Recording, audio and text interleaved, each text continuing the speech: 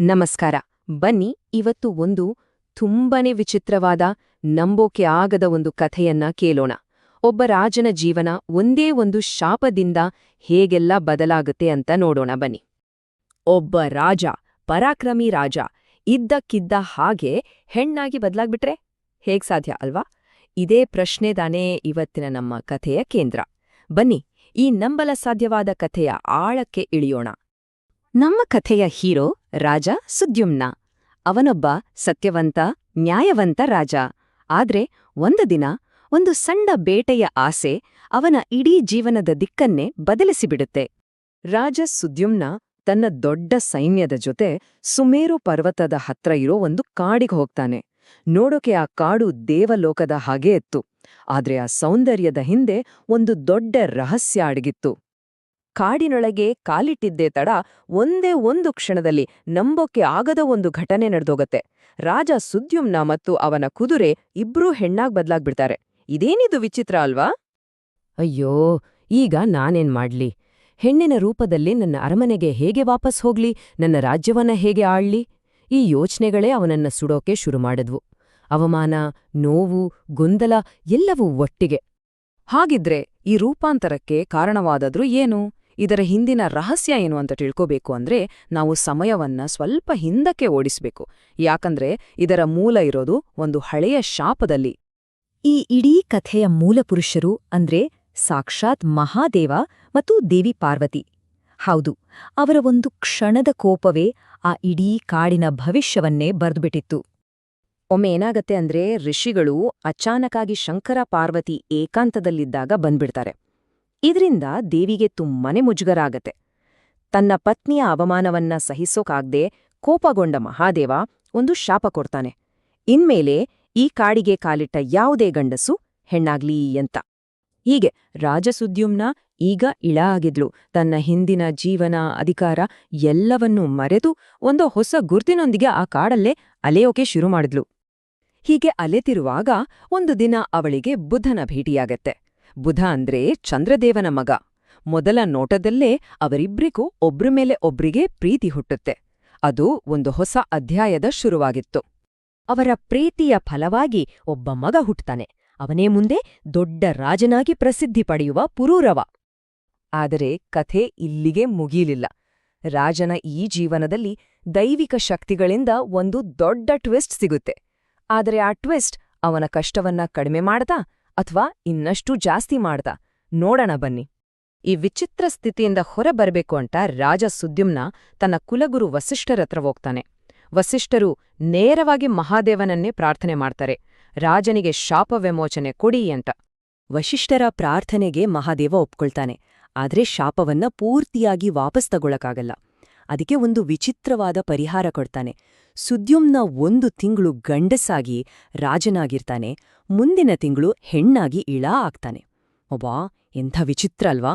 ರಾಜನ ಈ ದ್ವಂದ್ವ ಜೀವನ ಇದೆಯಲ್ಲ, ಇದು ಪ್ರಜೆಗಳಲ್ಲಿ ದೊಡ್ಡ ಗೊಂದಲವನ್ನೇ ಸೃಷ್ಟಿ ಮಾಡ್ಬಿಡುತ್ತೆ. ಅವರಿಗೆ ತಮ್ಮ ರಾಜ ಯಾರು ಅಂತಾನೇ ಅರ್ಥ ಆಗ್ತಿರ್ಲಿಲ್ಲ. ಮೊದಲಿನ ಪ್ರೀತಿ, ಗೌರವ ಎಲ್ಲವೂ ಕಡಿಮೆ ಆಗ್ತಾ ಬಂತು. ಕೊನೆಗೆ ಈ ಜೀವನವೇ ಬೇಡ ಅಂತ ರಾಜನಿಗೆ ಅನ್ಸ್ಬಿಡುತ್ತೆ.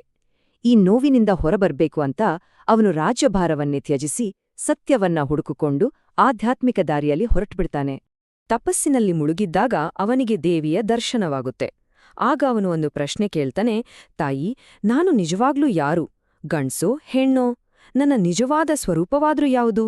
ಈ ಪ್ರಶ್ನೆಯಲ್ಲೇ ಅವನ ಇಡೀ ಜೀವನದ ಹುಡುಕಾಟ ಅಡಗಿತ್ತು. ಅವನ ಆ ಪ್ರಶ್ನೆಗೆ, ಅವನ ಆಳವಾದ ಭಕ್ತಿಗೆ ದೇವಿ ಮೆಚ್ಚಿಕೊಳ್ತಾಳೆ.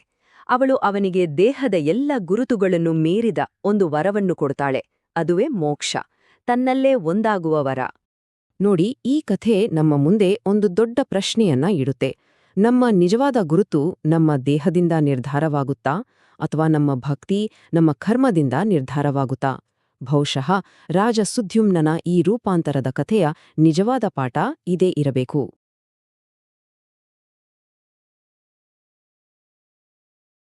ಪ್ರೀತಿ ಅದೊಂದು ಅದ್ಭುತ ಅನುಭವ. ಆದ್ರೆ ಅದೇ ಪ್ರೀತಿ ಒಂದು ಗೀಳಾಗಿ ಬದಲಾದ್ರೆ, ಒಂದು ಸಣ್ಣ ವಾಗ್ದಾನ ಮುರಿದ್ರೆ ಇಡೀ ಸಾಮ್ರಾಜ್ಯನೇ ಕುಸಿದ್ ಬೀಳೋಕ್ ಸಾಧ್ಯನಾ? ಬನ್ನಿ ಇಂದು ನಾವು ಅಂತಹದ್ದೇ ಒಂದು ಪ್ರಾಚೀನ ಆದರೆ ತುಂಬಾನೇ ದುರಂತಮಯವಾದ ಪ್ರೇಮಕಥೆಯನ್ನು ನೋಡೋಣ. ಇದು ಮನುಷ್ಯರಾಜ ಪುರೂರವ ಮತ್ತು ಸ್ವರ್ಗದ ಅಪ್ಸರೆ ಊರ್ವಶಿಯ ನಡುವಿನ ಒಂದು ಒಪ್ಪಂದದ ಕತೆ. ಸರಿ, ಈ ಕಥೆಯನ್ನ ನಾವು 6 ಭಾಗಗಳಾಗಿ ನೋಡೋಣ.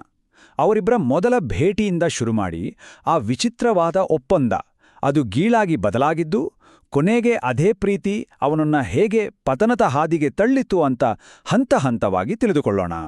ಯಾವುದೇ ಕಥೆ ಚೆನ್ನಾಗಿರ್ಬೇಕಂದ್ರೆ ಅದರ ಪಾತ್ರಗಳು ಗಟ್ಟಿಯಾಗಿರ್ಬೇಕು ಅಲ್ವಾ? ಹಾಗಾದ್ರೆ ಈ ಕಥೆಯ ಹೀರೋ ಹೀರೋಯಿನ್ ಯಾರು? ಅವರ ಹಿನ್ನೆಲೆ ಏನು? ಮೊದಲು ಅವರನ್ನೊಮ್ಮೆ ಪರಿಚಯ ಮಾಡ್ಕೊಳ್ಳೋಣ ಬನ್ನಿ. ನಮ್ಮ ಕಥೆಯ ನಾಯಕ ರಾಜ ಪುರೂರವ. ಇವನು ಸುಮ್ನೆ ಹೆಸರಿಗೆ ರಾಜ ಅಲ್ಲ, ನೋಡೋಕೆ ಸುಂದರ, ಮಾತಾಡಿದ್ರೆ ಚತುರ, ಹೋರಾಡಿದ್ರೆ ಪರಾಕ್ರಮಿ, ಅಬ್ಬಾ ಕೀರ್ತಿಯ ಶಿಖರದಲ್ಲಿ ಇದ್ದ ವ್ಯಕ್ತಿ. ಎಲ್ಲಕ್ಕಿಂತ ಮುಖ್ಯವಾಗಿ ಧರ್ಮವನ್ನ ಯಾವತ್ತೂ ಬಿಟ್ಟುಕೊಡದೆ ರಾಜ್ಯಭಾರ ಮಾಡ್ತಿದ್ದ ಒಬ್ಬ ಆದರ್ಶ ರಾಜ.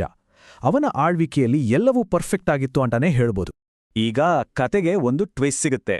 ಸ್ವರ್ಗಲೋಕದಿಂದ ಭೂಮಿಗಿಳಿದು ಬರ್ತಾಳೆ ಅಪ್ರತಿಮ ಸುಂದರಿ ಅಪ್ಸರೆ ಊರ್ವಶಿ. ಆದ್ರೆ ಅವಳು ಬಂದಿದ್ದು ಖುಷಿಯಿಂದಲ್ಲ, ಒಂದು ಶಾಪದಿಂದಾಗಿ. ಇದೇ ಒಂದು ಘಟನೆ ರಾಜನ ಜೀವನವನ್ನ ಅಷ್ಟ್ಯಾಕೆ ಇಡೀ ಕತೆಯ ದಿಕ್ಕಿನ್ನೇ ಪೂರ್ತಿಯಾಗಿ ಬದಲಾಯಿಸ್ಬಿಡುತ್ತೆ. ಹೀಗೆ 2 ಬೇರೆ ಬೇರೆ ಪ್ರಪಂಚಗಳು ಒಂದಕ್ಕೊಂದು ಮುಖಾಮುಖಿಯಾಗುತ್ತೆ. ಒಂದು ಕಡೆ ಭೂಮಿಯ ಕಾನೂನು, ಧರ್ಮ, ಕರ್ತವ್ಯ ಅಂತ ಬದುಕೋ ರಾಜ, ಇನ್ನೊಂದು ಕಡೆ ಶಾಪದಿಂದ ಭೂಮಿಗೆ ಬಂದಿರೋ ಸ್ವರ್ಗದ ಅಪ್ಸರೆ. ನೋಡಿ, ಇವರಿಬ್ಬರ ನಡುವೆ ಇರೋ ಈ ದೊಡ್ಡ ಅಂತರ ಇದೆಯಲ್ಲ, ಇದೇ ಮುಂದೆ ನಡೆಯೋ ಎಲ್ಲ ಘಟನೆಗಳಿಗೂ ಮೂಲ ಕಾರಣವಾಗುತ್ತೆ. ಸರಿ, ಅವರಿಬ್ರು ಒಬ್ರಿಗೊಬ್ರು ಆಕರ್ಷಿತರಾಗ್ತಾರೆ. ಆದ್ರೆ ಅವರ ಮಿಲನ ಅಷ್ಟು ಸುಲಭವಾಗಿರ್ಲಿಲ್ಲ. ಊರ್ವಶಿ ರಾಜನ್ ಜೊತೆ ಇರೋಕೆ ಒಪ್ಕೊಳ್ತಾಳೆ, ಆದ್ರೆ ಕೆಲವೊಂದು ಕಂಡೀಷನ್ಸ್ ಹಾಕ್ತಾಳೆ. ಅವು ಸಾಮಾನ್ಯವಾದ ಕಂಡೀಷನ್ಸ್ ಅಲ್ಲ, ತುಂಬಾನೇ ವಿಚಿತ್ರವಾದ ಷರತ್ತುಗಳು. ಇದೇ ಷರತ್ತುಗಳು ಅವರ ಪ್ರೀತಿಯ ಭವಿಷ್ಯವನ್ನೇ ಬರೆಯಲಿವೆ. ಏನಪ್ಪ ಆ ಕಂಡೀಷನ್ಸ್ ಅಂತೀರಾ? ಮೊದಲನೇದು, ಅವಳ 2 ಕುರಿಗಳನ್ನ ರಾಜನೇ ಕಾಯ್ಬೇಕು. ಎರಡನೇದು, ಅವಳು ಊಟಕ್ಕೆ ತಿನ್ನೋದು ಬರೀ ತುಪ್ಪವನ್ನ ಮಾತ್ರ. ಮತ್ತು ಮೂರನೇದು, ಇದು ತುಂಬಾನೇ ಮುಖ್ಯ, ಸಂಭೋಗದ ಸಮಯ ಬಿಟ್ಟು ಬೇರೆ ಯಾವತ್ತೂ ಅವಳು ರಾಜನನ್ನ ಬೆತ್ತಲೆಯಾಗಿ ನೋಡಬಾರದು. ಈ 3ನೇ ಕಂಡೀಷನನ್ನ ಚೆನ್ನಾಗಿ ನೆನ್ಪಿಟ್ಕೊಳ್ಳಿ, ಯಾಕೆಂದ್ರೆ ಕತೆಯ ಅಸಲಿ ದುರಂತ ಶುರುವಾಗೋದೇ ಇಲ್ಲಿಂದ. ಇದು ಸುಮ್ನೆ ಒಂದು ಒಪ್ಪಂದ ಆಗಿರ್ಲಿಲ್ಲ, ಇದೊಂದು ರೀತಿ ಅಗ್ನಿ ಪರೀಕ್ಷೆ ಇದ್ದಾಗೆ. ಈ 3ರಲ್ಲಿ ಯಾವುದೇ ಒಂದು ಕಂಡೀಷನ್ ಬ್ರೇಕ್ ಆದ್ರೂ ಸರಿ, ಒಂದು ಕ್ಷಣ ಕೂಡ ಯೋಚಿಸದೆ ನಾನ್ ನಿನ್ನ ಬಿಟ್ಟೋಗ್ತೀನಿ ಅಂತ ಊರ್ವಶಿ ಖಡಾಖಂಡಿತವಾಗಿ ಹೇಳ್ಬಿಟ್ಟಿದ್ಲು. ನೋಡಿ, ಪ್ರೀತಿಗೆ ಕಟ್ಟಬೇಕಾಗಿದ್ದ ಬೆಲೆ ಎಷ್ಟೊಂದು ದೊಡ್ಡದಿತ್ತು. ಸರಿ, ಒಪ್ಪಂದ ಆಯಿತು. ಆದರೆ ರಾಜನ ಪ್ರೀತಿ ನಿಧಾನವಾದಿ ಒಂದು ಗೀಳಾಗಿ, ಒಂದು ಅಬ್ಸೆಷನ್ ಆಗಿ ಬದಲಾಗುತ್ತೆ. ಇದು ಅವನ ಪತನದ ಮೊದಲ ಹೆಜ್ಜೆಯಾಗಿತ್ತು. ಊರ್ವಶಿ ಸಿಕ್ಕ ಮೇಲೆ ರಾಜನಿಗೆ ಪ್ರಪಂಚವೇ ಮರೆತೋಯ್ತು. ಧರ್ಮ, ಕರ್ತವ್ಯ ಅಂತಿದ್ದವನು ಎಲ್ಲವನ್ನೂ ಮರೆತ. ರಾಜ್ಯಭಾರ, ಪ್ರಜೆಗಳ ಯೋಗಕ್ಷೇಮ ಯಾವುದೂ ಅವನಿಗೆ ಮುಖ್ಯ ಅನ್ಸಲಿಲ್ಲ. ಅವನ ಇಡೀ ಪ್ರಪಂಚ ಊರ್ವಶಿ ಒಬ್ಬಳೇ ಆಗ್ಬಿಟ್ಲು. ಇದು 1-2 ದಿನದ ಕಥೆಯಲ್ಲ. ಮೂಲ ಕಥೆಯ ಪ್ರಕಾರ ಇದು ಅನೇಕ ವರ್ಷಗಳ ಕಾಲ ಹೀಗೆ ನಡೀತು. ಅಂದ್ರೆ ಅಷ್ಟು ವರ್ಷಗಳ ಕಾಲ ರಾಜನಿಗೆ ಒಂದು ಕ್ಷಣ ಕೂಡ ಊರ್ವಶಿಯನ್ನ ಬಿಟ್ಟು ಇರೋಕೆ ಆಗ್ತಿರ್ಲಿಲ್ಲ. ಸರಿ, ಭೂಮಿಯಲ್ಲಿ ಕತೆ ಹೀಗಾಗ್ತಿದ್ರೆ ಈಗ ಸೀನ್ ಸ್ವರ್ಗಕ್ಕೆ ಶಿಫ್ಟ್ ಆಗುತ್ತೆ. ಅಲ್ಲಿ ಊರ್ವಶಿ ಇಲ್ಲ ಅನ್ನೋದು ಎಲ್ಲರ ಗಮನಕ್ಕೆ ಬಂದಿತ್ತು. ಅವಳನ್ನ ವಾಪಸ್ ಕರೆಸೋಕೆ ಒಂದು ಪ್ಲಾನ್ ಕೂಡ ನಡೀತಿತ್ತು. ಸ್ವರ್ಗದಲ್ಲಿ ದೇವತೆಗಳ ರಾಜ ಇಂದ್ರನ್ಗೆ ಊರ್ವಶಿ ಇಲ್ಲದೆ ಒಂಥರ ಬೇಜಾರಾಗಿತ್ತು. ಅವನ ನೆಚ್ಚಿನ ಅಪ್ಸರೆ ವಾಪಸ್ ಬರಲೇಬೇಕು ಅಂತ ಅವನು ಅನ್ಕೊಂಡಿದ್ದ. ಅವಳಿಲ್ಲದೆ ಇಂದ್ರನ ಉದ್ಯಾನವನಕ್ಕೆ ಕಳೆ ಇರಲಿಲ್ವಂತೆ. ಹೀಗೆ ರಾಜನ ಪ್ರೀತಿಯ ಮೇಲೆ ಒಂದು ದೈವಿಕ ಷಡ್ಯಂತ್ರದ ನೆರಳು ಬೀರೋಕ್ ಶುರುವಾಯಿತು. ಊರ್ವಶಿಯನ್ನ ವಾಪಸ್ ಕರೆದುಕೊಂಡು ಬರೋಕೆ ಗಂಧರ್ವರು ಒಂದು ಪ್ಲಾನ್ ಮಾಡ್ತಾರೆ. ಅವರ ಟಾರ್ಗೆಟ್ ಇದ್ದಿದ್ದು ಆ ಒಪ್ಪಂದದ ಮೊದಲ ಕಂಡೀಷನ್, ಅಂದ್ರೆ ಆ ಕುರಿಗಳು. ರಾಜ ಊರ್ವಶಿ ಜೊತೆ ಏಕಾಂತದಲ್ಲಿ ಇರೋವಾಗ ರಾತ್ರಿಯೊತ್ತು ಆ ಕುರಿಗಳನ್ನ ಕದ್ರೆ ರಾಜ ಕೋಪದಲ್ಲಿ ಹೊರಗೆ ಓಡಿಬಾಡ್ತಾನೆ. ಆಗ ಆ ಒಪ್ಪಂದದ ಬೇರೆ ಕಂಡೀಷನ್ಸ್ ತಾನಾಗೇ ಮುರಿದೋಗುತ್ತೆ ಅನ್ನೋದು ಅವರ ಪ್ಲಾನ್ ಆಗಿತ್ತು. ಇನ್ನು ಕತೆ ಕ್ಲೈಮ್ಯಾಕ್ಸ್ ಹಂತಕ್ಕೆ ಬರ್ತಾ ಇದೆ. ದೇವತೆಗಳ ಹೆಣೆದ ಬಲೆ ಈಗ ಬೀಳೋಕೆ ಸಿದ್ಧವಾಗಿತ್ತು. ಕುರಿಗಳು ಅರಚೋ ಸದ್ದು ಕೇಳಿಸ್ತಿದ್ದ ಹಾಗೆ ಊರ್ವಶಿಯೇ ಆ ಬೆಂಕಿಗೆ ತುಪ್ಪ ಸುರಿತಾಳೆ. ರಾಜನ ಪೌರುಷವನ್ನೇ ಕೆಣಕಿ, ಅಯ್ಯೋ, ತನ್ನ ಶಕ್ತಿ ಬಗ್ಗೆ ಸುಮ್ಮನೆ ಕೊಚ್ಕೊಳ್ಳೋ ಇಂಥ ಒಬ್ಬ ಅಸಮರ್ಥ ಗಂಡನ ಕೈಗೆ ಸಿಕ್ಕಿ ನಾನು ಹಾಳಾದೆ ಅಂತ ಚುಚ್ಚಿ ಮಾತಾಡ್ತಾಳೆ. ಇದು ರಾಜನನ್ನ ಯೋಚನೆ ಮಾಡದಂತೆ ಕೆರಳಿಸೋಕೆ ಹಾಕಿದ ಪ್ಲಾನ್. ಊರ್ವಶಿಯ ಮಾತುಗಳಿಂದ ರಾಜನಿಗೆ ಸಿಕ್ಕಾಪಟ್ಟೆ ಕೋಪ ಬರುತ್ತೆ. ಅವನು ಒಂದು ಕ್ಷಣ ಕೂಡ ಯೋಚನೆ ಮಾಡಲಿಲ್ಲ. ತನ್ನ ಪೌರುಷ ಸಾಬೀತು ಮಾಡ್ಲೇಬೇಕು ಅನ್ನೋ ಹಠದಲ್ಲಿ ಬೆತ್ತಲಿಯಾಗಿ ಅರಮನೆಯಿಂದ ಕಳ್ಳರನ್ನ ಹಿಡಿಯೋಕೆ ಓಡಿಹೋಗ್ತಾನೆ.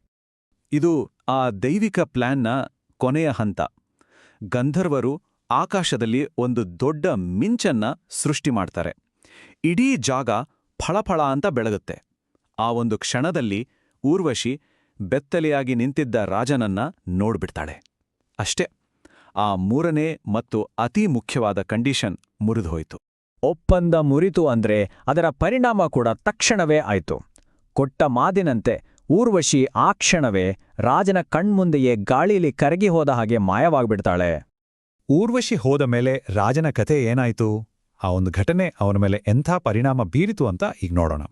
ಊರ್ವಶಿ ಹೋದ ದುಃಖ ರಾಜನನ್ನ ಪೂರ್ತಿಯಾಗಿ ಜರ್ಜರಿತನನ್ನಾಗಿ ಮಾಡಿಬಿಡ್ತು. ರಾಜ್ಯ, ಜವಾಬ್ದಾರಿ, ಕರ್ತವ್ಯ ಎಲ್ಲವನ್ನೂ ಬಿಟ್ಟು ಒಬ್ಬ ಹುಚ್ಚನ ಹಾಗೆ ಅವಳನ್ನು ಹುಡುಕ್ತಾ ಇಡೀ ಭೂಮಿಯನ್ನೇ ಸುತ್ತುತ್ತಾನೆ.